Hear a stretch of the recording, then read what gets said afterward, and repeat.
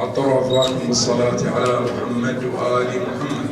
اللهم صل على محمد وآل محمد. أعوذ بالله من الشيطان الرجيم.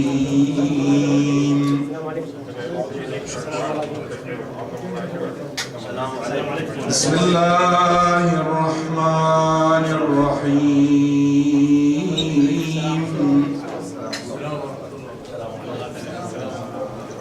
وسارعوا إلى مغفرة من ربكم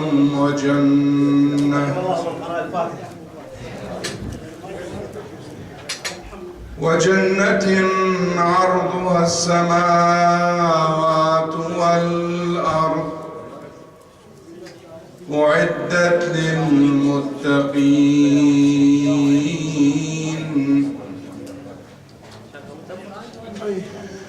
الذين ينفقون في السراء والضراء والكاظمين الغيظ والعافين عن الناس والله يحب المحسنين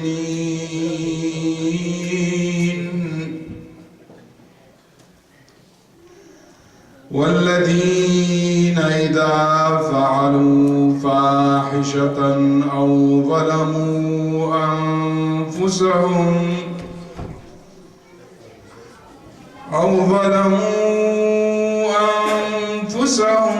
ذكروا الله فاستغفروا لذنوبهم ومن يغفر الذنوب إلا الله ولم يصروا على ما فعلوا وهم يعلمون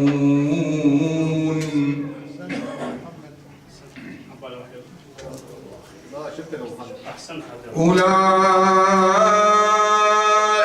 جزاؤهم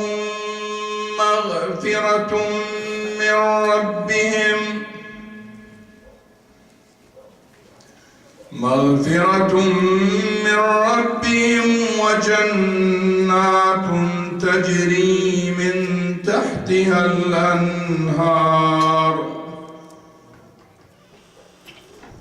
خالدين فيها ونعم أجر العاملين.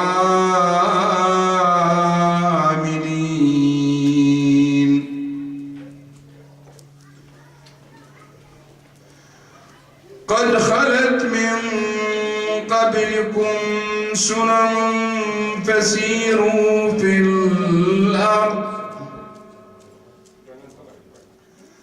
فانظروا كيف عاقبة المكذبين.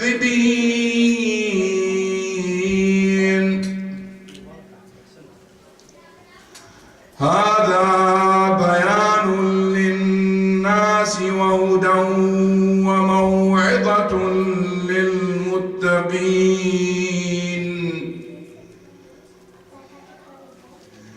ولا تهنوا ولا تحزنوا وأنتم الأعلون إن كنتم مؤمنين.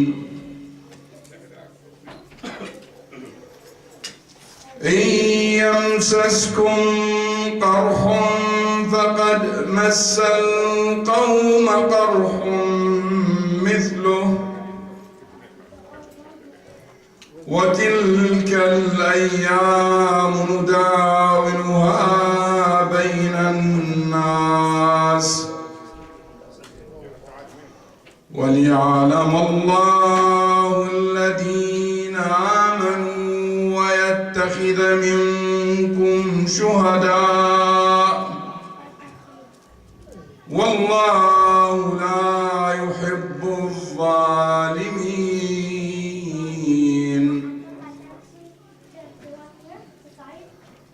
وليمحص الله الذين آمنوا ويمحق الكافرين.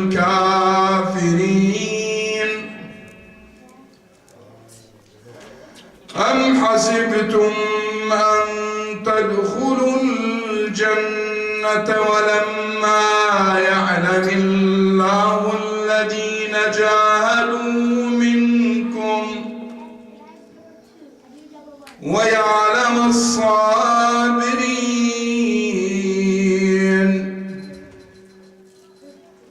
ولقد كنتم تمنون الموت من قبل أن تلقوه فقد رأيتموه وأنتم تنظرون. وما محمد إلا رسول قد خلت من قبله الرسل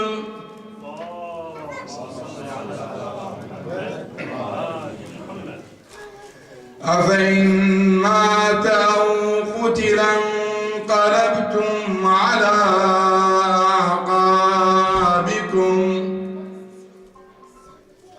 ومن ينقلب على عقبيه فلن يضر الله شيئا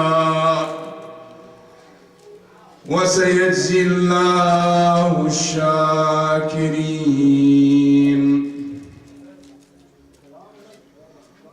وما كان لنفس أن تموت إلا بإذن الله كتابا مؤجلا ومن يرد ثواب الدنيا نؤته منها ومن يرد ثواب الآخرة نؤته منها وسنجزي الشاكرين.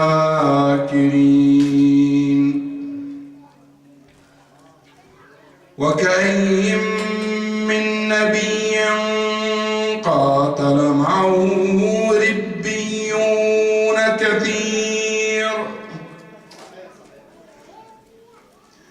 ربيون كثير فما وهنوا لما أصابهم في سبيل الله وما ضعفوا وما استكانوا والله يحب الصابرين.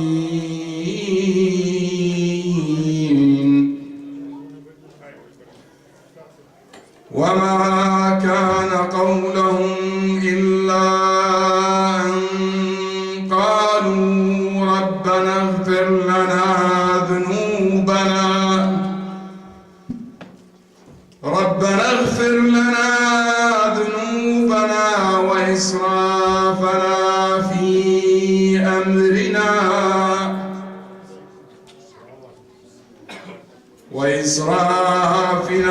وإسرافنا في أمرنا وثبت أقدامنا وانصرنا على القوم الكافرين.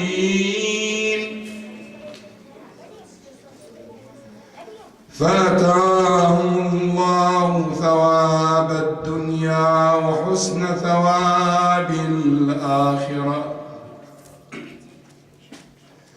والله يحب المحسنين. يا أيها الذين آمنوا إن تطيعوا الذين كفروا يردوكم على أعقابكم فتنقلبوا خاسرين. بل الله مولاكم وهو خير الناصرين.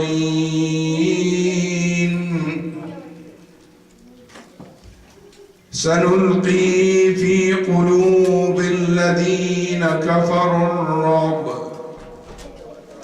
بما أشركوا بالله ما لم ينزل به سلطانا ومأواهم النار وبئس مثوى الظالمين. آمنا بالله العظيم. صدق الله العلي العظيم. رحم الله من يقرأ سورة الفاتحة. أعوذ بالله من الشيطان الرجيم. بسم الله الرحمن الرحيم. الحمد لله رب العالمين، والصلاة والسلام على أشرف الأنبياء والمرسلين خاتم النبيين أبو القاسم محمد. اللهم صل على محمد وآل محمد وعلى أهل بيته الطيبين الطاهرين. السلام عليكم ورحمة الله وبركاته.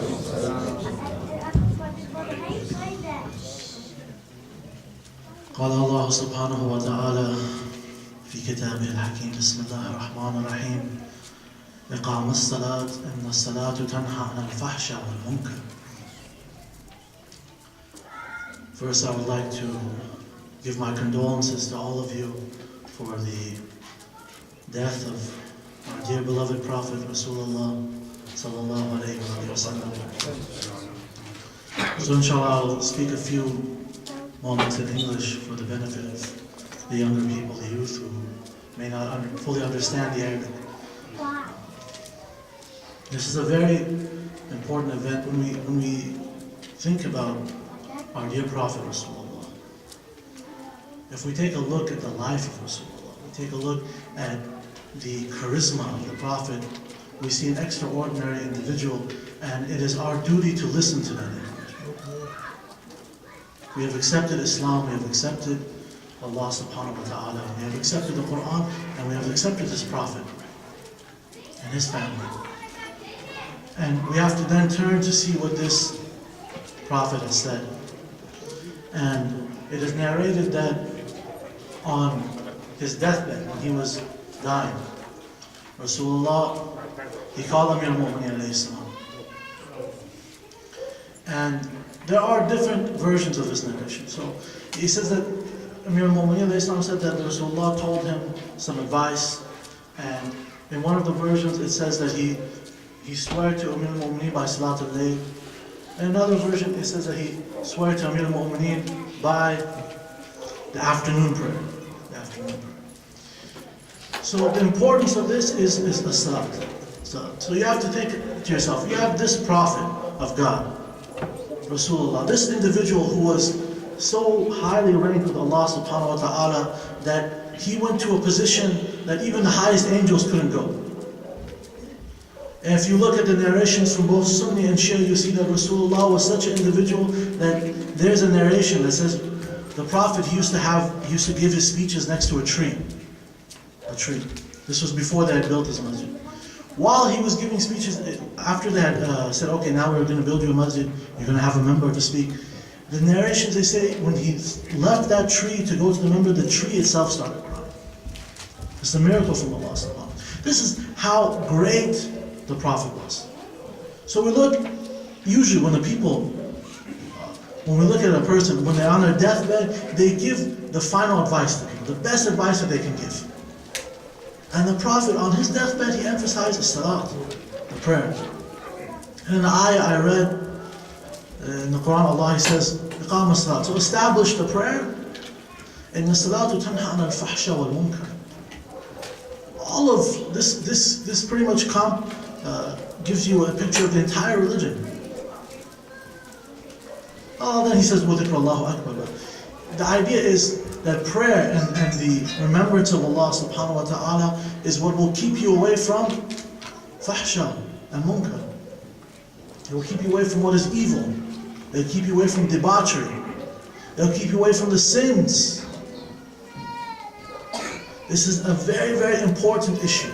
Very important, because I see in this community and other communities, many of the youth and sometimes even the older people, they don't give the respect to salah. They don't give respect to prayer the way it deserves to be respected.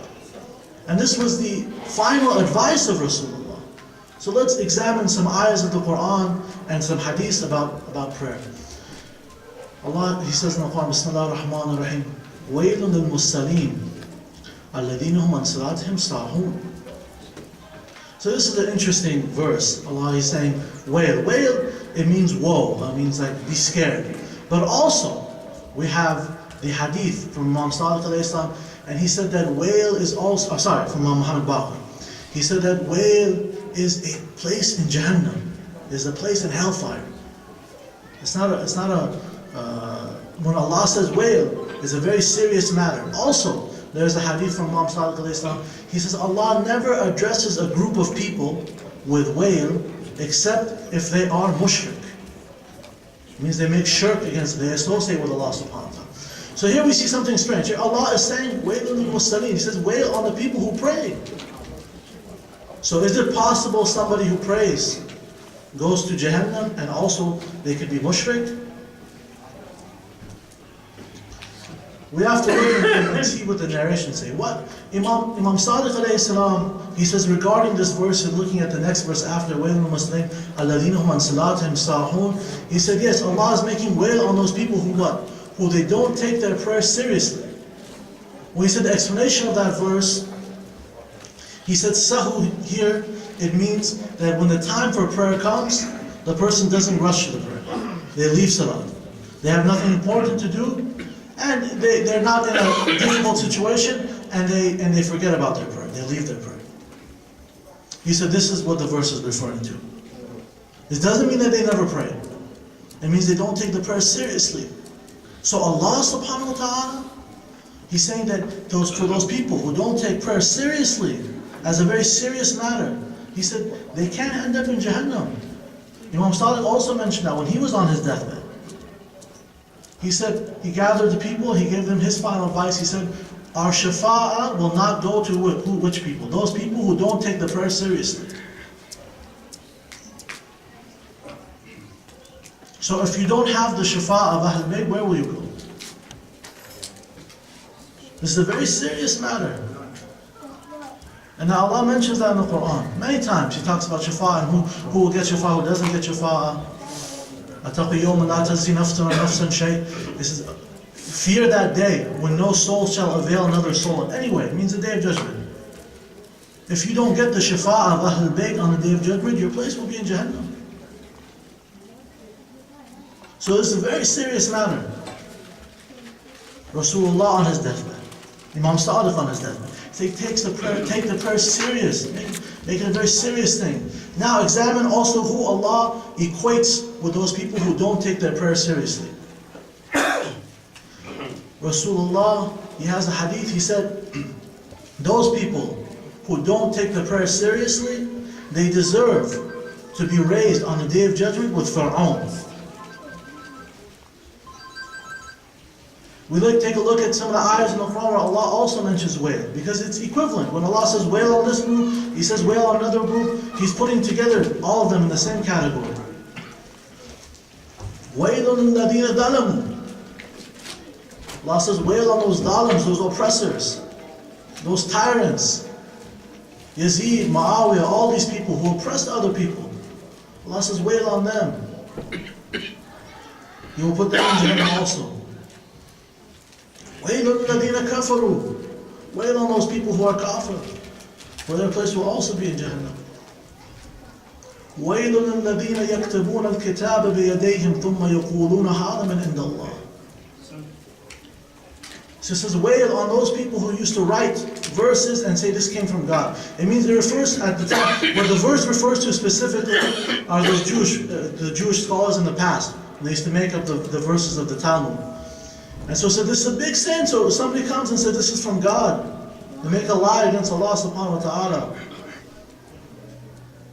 And Allah is putting those people in the same category, those people who don't take their prayer serious. وَيْلٌ لِلْمُطَفِّفِينَ. This is also very serious. Think about it. Allah puts him with those people who cheat others in business, mutaffifin, those who shortchange others. Those people who, for example, this verse was revealed in the city of Medina about a man who used to have two scales. He would have two scales, one for buying things, one for selling things, and he would shortchange the people and cheat them. And this verse came down, and Imam Baqir said about these people, he said, Allah subhanahu wa ta'ala on the day of judgment will put them in front of two mountains of fire. And he will say, weigh these two mountains of fire. This is serious. Wail. So Allah uses wail for all these groups. Wail on those people who backbite and they slander other people. It's a very serious offense. Very serious. Those people who backbite and they slander others. Then we have the narration that during the time of Nabi Musa, Allah even stops the rain on a community.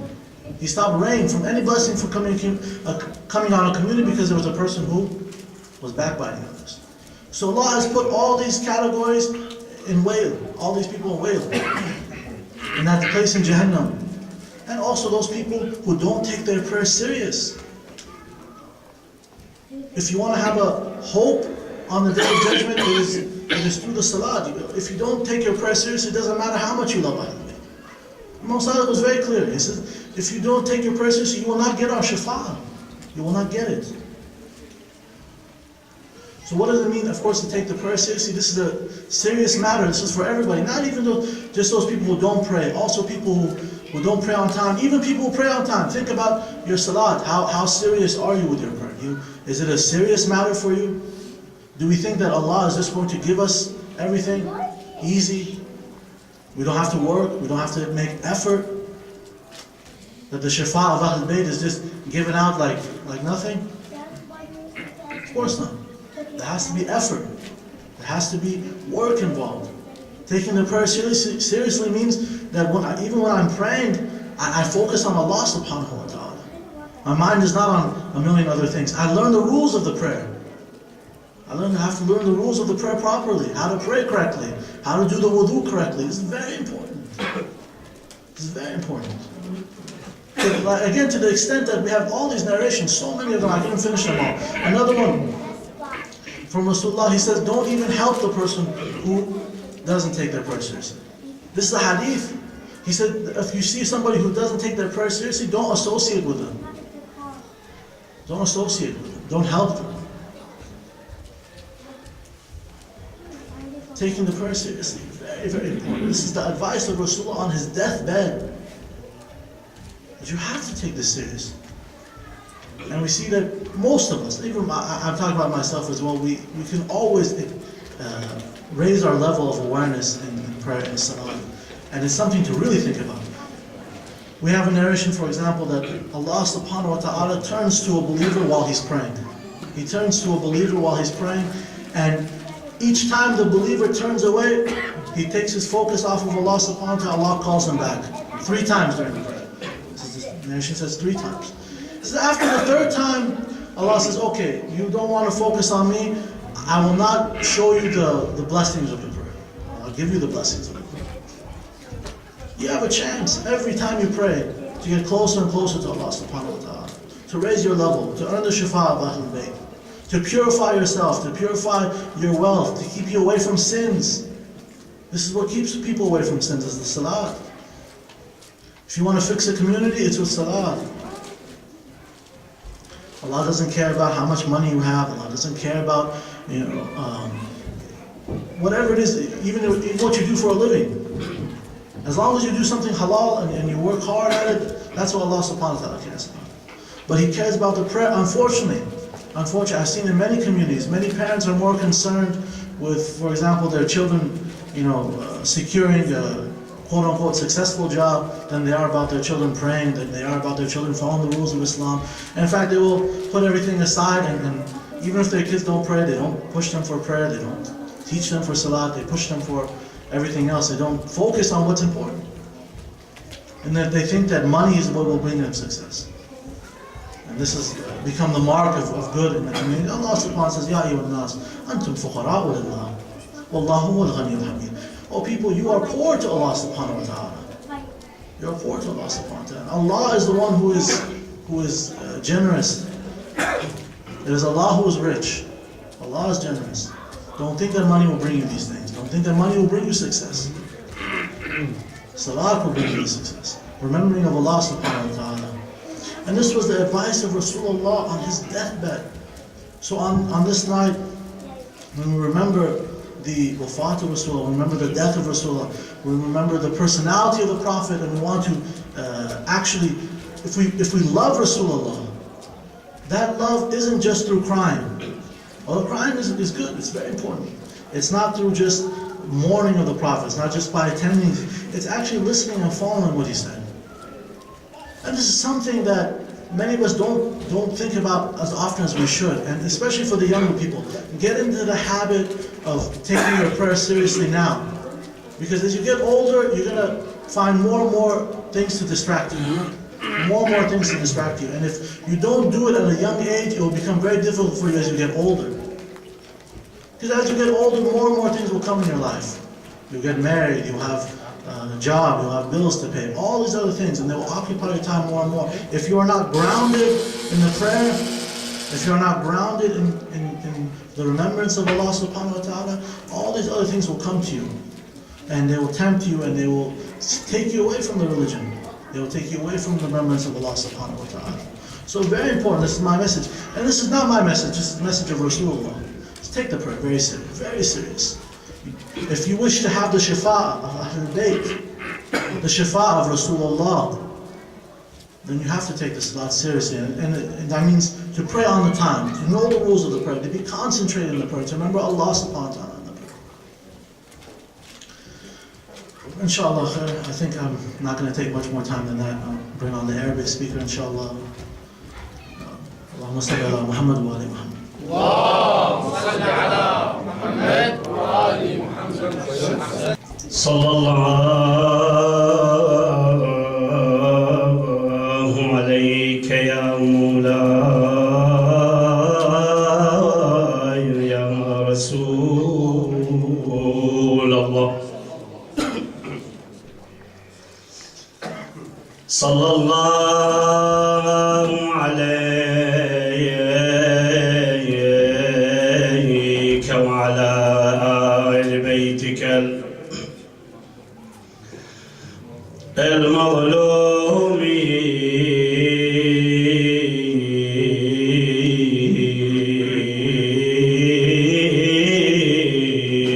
المظلومين المحرومين. يا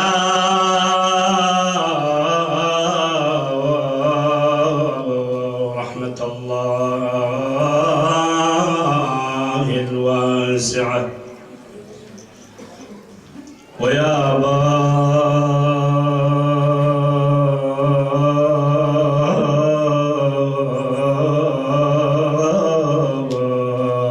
باب نجاة الأمة يا رسول الله، فلست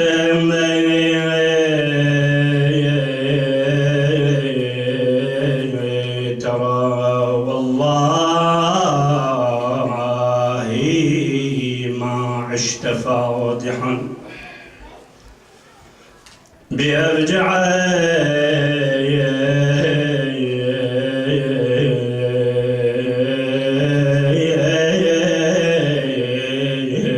من رزء النبي محمد.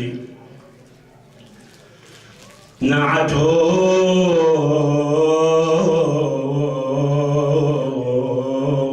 إلى علياه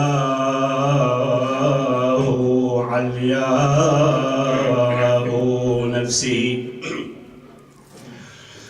وعزاه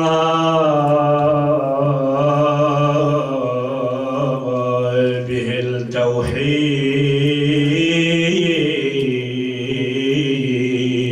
التوحيد كل موحد، وهم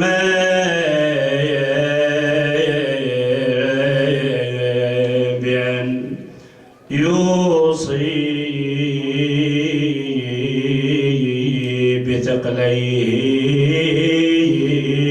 بثقليه قومه، وبالعكس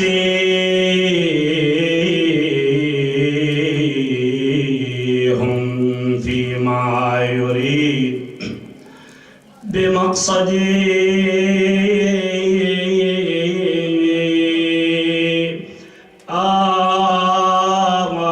وقال أناس ظل يهجر أحمد ونجم هوى ما ضل بل النجم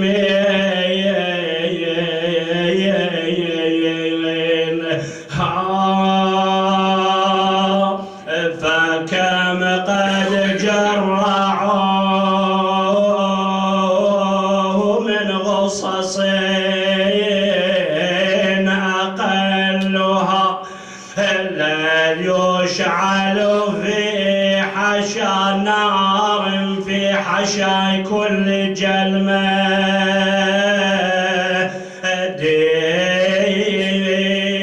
إلى أن قضى فانقضت الشبول الثرى لتشييعه في بنت نعش وفرق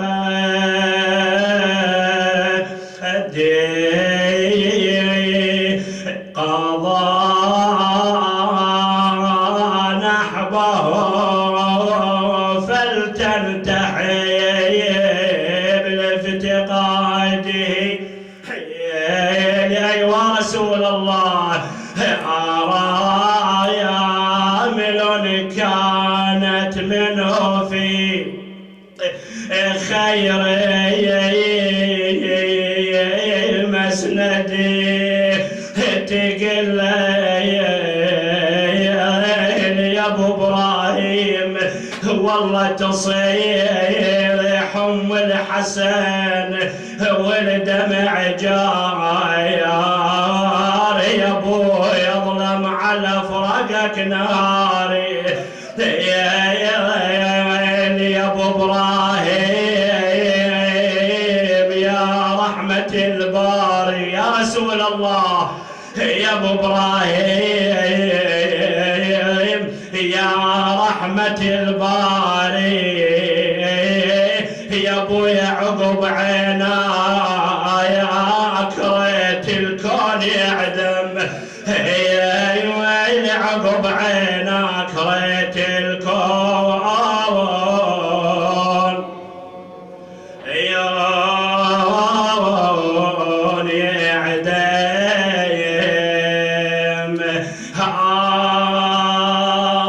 عمت عني غدا تصرخ الزهرة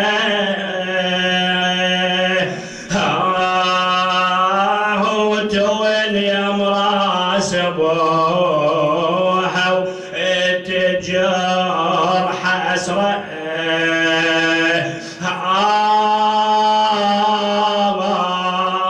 هو تفوقت نوح وتشم نحره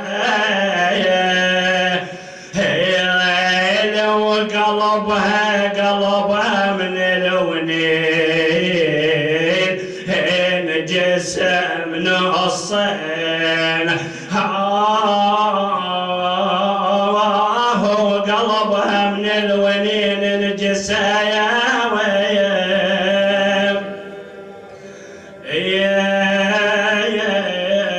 من الصين إنا لله وإنا إليه راجعون. قال الله العظيم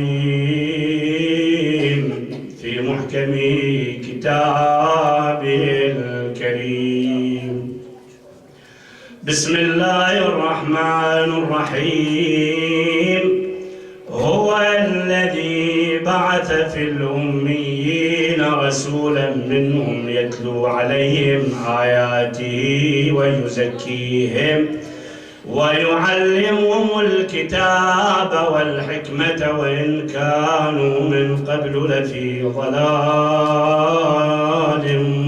مبين. كرامة لنبينا محمد نبي الرحمة ولآل محمد أجمعين، رحم الله من يرفع صوته بالصلاة على محمد وآل محمد. اللهم صل على محمد وآل محمد. هذه الآية المباركة من سورة الجمعة، وفي هذا المقطع هنالك أكثر من إشارة حول أنه ما هي أقسام الأمية اللي أشارت إليها الآية، وما معنى أمية النبي المصطفى محمد صلى الله عليه وآله وسلم. وهذا السؤال كثيرا ما يرد وكثيرا ما نسمع به، أنه هل النبي ليش نصيته؟ كان جيد البقاء. مو أنا ابتعد. أنا ابتعد مولاي. أحسنتم. صلوا على محمد وعلى محمد. من يخلي أنا ابتعد حتى أخذ راحتي مولاي. مو أنت بعد تجبرني أجيل. أنت خليك بعيد، خليك بعيد. أنا أسمع بذاني والله. يقول لك عليه شوي. يلا عليه يلا. صلوا على محمد وآل محمد.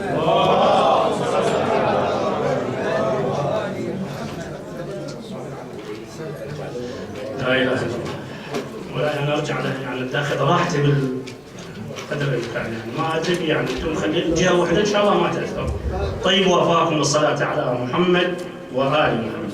اللهم صل على محمد وآل محمد. قضيه القسم الاول اقسام الاميه، انه نقول أن الأمية هنالك طبعا هنالك قسمان، الأميون جمع الأمي، والأمي هو الذي لا يقرأ ولا يكتب. هذا القسم الأول، يعني الأمية يعبر عنها بالأمية الأبجدية، الكلام هذا الحروف، أنه الإنسان من أي بلد وفي أي لغة إذا ما كان يعرف الحروف الأبجدية يطلق عليه أمي. حتى لعله تستغرب أنه في أمريكا لعله قسم نسبة كبيرة من الأمريكان لا يقرأ ولا يكتب. أنا حقيقة استغربت.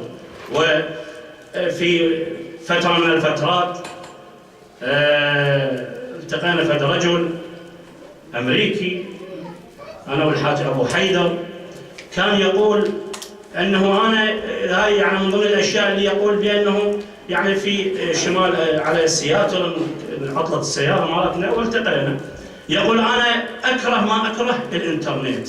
قضية الثقافة شوف هكذا أكو بعض الناس يعني لا تستغرب. شاهدنا الأمر الأول هو الأمية الأبجدية، والتصنيف الثاني الصنف الثاني هو شنو؟ الأمية الحضارية. فإنه بحيث أنه بإمكانك أنت تجد إنسان مثلا لا يقرأ ولا يكتب، ولكنه شنو؟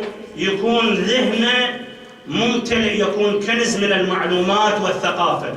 وكثير من ناسنا وفي مجتمعاتنا نرى كثير من الناس لا يقرؤون ولا شنو يكتبون، ولكن انت لا تقعد وياه وتجالسه لعله يملك معلومات خزينة أكثر من هذا الإنسان اللي يقرأ واليكتب. يعني شاهدنا أنه الأمية الأبجدية هو ذلك يعني الإنسان اللي نعم عنده المعلومات ولكن ما يقدر يسطرها ضمن يعني الورقة أو الدفتر، أو لا يستطيع القراءة والكتابة. هنا سؤالنا نقول أنه أمية النبي محمد صلى الله عليه وآله وسلم من أي نوع؟ هل هي من الأمية الصنف الأول الأبجدية، أم أنه من الصنف الثاني الأمية الحضارية؟ قطعا احنا جميعا نتفق بأنه من الصنف الأول. هسه هذا ظاهر طبعا من الصنف الأول، على اعتبار شنو؟ رسول الله صلى الله عليه وآله وسلم ما رأينا بالتاريخ أتى إنسان وعلمه أو ذهب إلى المدرسة أو المعلم الفلاني. المعلم للنبي المصطفى هو جبرائيل، أو هو الله عن طريق جبرائيل. اللهم صل على محمد. فهنا طبعا أنه هذا السبب اللي يجعل النبي بهكذا يعني من الصنف الأول لمصلحة ولعلة سماوية. الله تبارك وتعالى أراد للنبي، لماذا؟ لأنه هدف الرسالة الخاتمية هدف عظيم الناس عليها أن تقتدي بهذا النبي الكريم. وإذا كان المعلم هو الله، بعد شنو الضير؟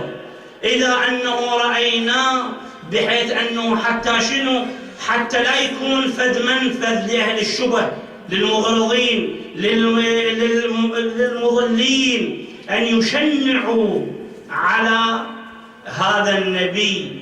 طبعا هناك مجموعة من الآيات، آية من الآيات واضحة أجابت عن هذا السؤال الذي نقول به.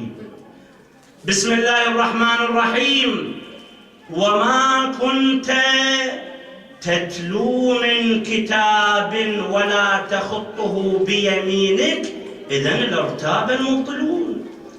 هؤلاء إلى هذا اليوم إحنا بأي قرن وشوف إلى الآن يقولوا لا، هذا القرآن أصلاً هذا القرآن تأليف محمد، هذا القرآن من اختراع محمد، مو من اختراع يا سماء يا جبرائيل يا الله. الإسلام شنو؟ الإسلام لا غير مو حقاني. هذا القرآن أتى به محمد صلى الله عليه وآله واختار الله هكذا إلى اللهم صل على محمد.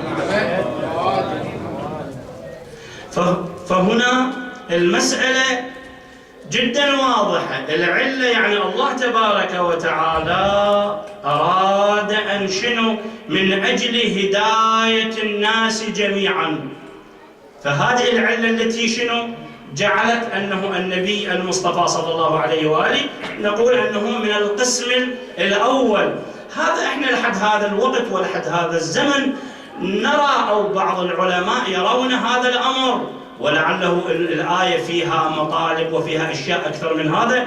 بعضهم القرآن لا تفنى خزائنه أو عجائبه، في كل وقت القرآن يتجدد. فشاهدنا هنا الآية أجابت ووضحت بأن النبي لا يقرأ كتاب ولا يكتب بيده. طبعا أنه إحنا نفس الآية عندما نراجع مثلا يأتي ذلك الإنسان ويسأل الإمام الرضا عليه السلام عن هذه الآية، هو بسم الله الرحمن الرحيم: هو الذي بعث في الأميين رسولا يتلو عليهم، النبي المصطفى محمد معلما للشعوب، مزكيا للشعوب، مدرسا للشعوب، يعلمهم الكتاب والحكمة ويزكيهم إلى آخر. يأتي ذلك الإنسان ويسأل الإمام الرضا عن هذه الآية فيقول بأنه ماذا يقول؟ نعم، يقول بأنه النبي لا يقرأ ولا يكتب، يعني أنه السائل كان يريد أن يشنع ويعتبر هذه